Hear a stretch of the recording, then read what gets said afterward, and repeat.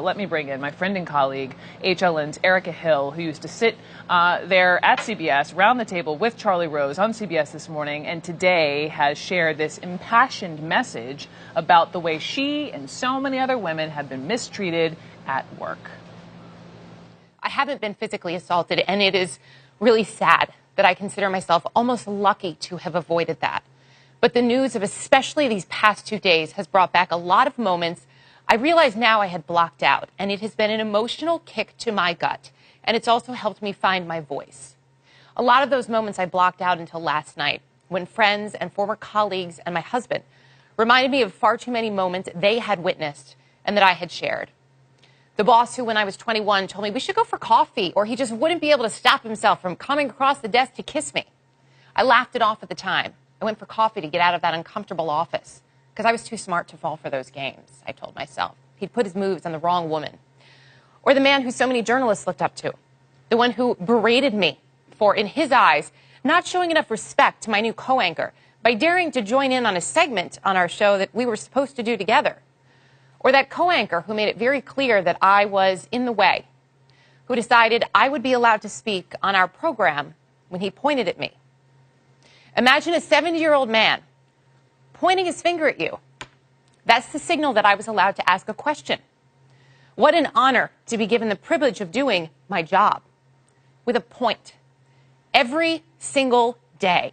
And sometimes it came with a smile. Did that mean I was supposed to thank him?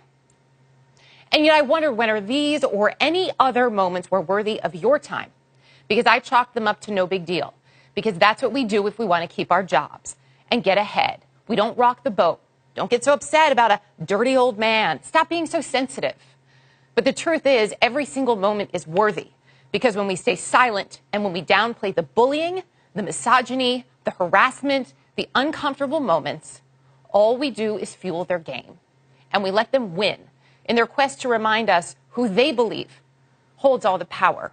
But the truth is, they don't hold all the power anymore. Yes, Erica Hill. Thank you. Thank you for doing that. Thanks. That was a big moment. It's a big moment for me to share just here with you, for you to have the courage to say what you did. So thank you.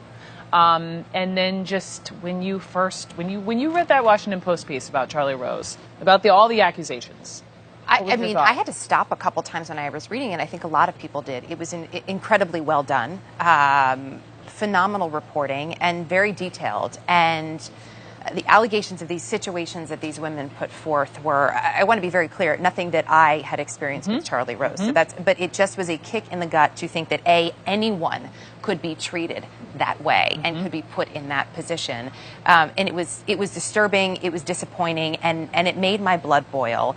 And it just got me to thinking about also, what I see in many ways in our industry, because this is where we work, but across the board, if we look at different interactions, and they're not always physical, there's a clear abuse of power. And I think a lot of what we're seeing and what women and men are coming forward and speaking about now all goes back to this need to remind women who is in charge, who is the person in power, and who they should, in some ways bow down to, for lack of a better phrase. Yes, but what you were talking about, the stories that we've all maybe through our careers told our girlfriends or our boyfriends or husbands, and now what was the click for you to think, oh wait, after all these many years, maybe that wasn't okay?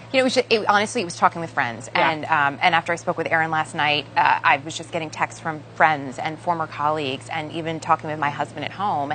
And I had shared with someone, that there was a program I worked on where it was decided that I should wait basically until it was my turn to speak, and that would be determined when my co-anchor decided. And so the signal that was decided upon was that there would be a point. And I shared that with someone, and it's not, I haven't hidden this. I've talked about this openly with friends and family for a long time, and everybody who worked on that set knew it and saw it. But all of a sudden, the reaction that I got yesterday was one of absolute horror and disgust. And someone said, "Are you kidding me? That's so terrible. How could that happen?" And then I just thought about a lot of things, and people were texting me about moments that I had shared with them that I had completely forgotten about, and comments and observations I had made, and things that had been said to me. And all of a sudden, I realized demeaning someone and trying to damage them, whether it is of a sexual nature or not, is not okay. And we can't grade these moments and say, well, mine's not as bad because it wasn't this. It's different. But they all add up to something that is a lasting scar on people. Thank you for saying that. Erica Hill, thank Thanks, you Brooke. so much. Appreciate it.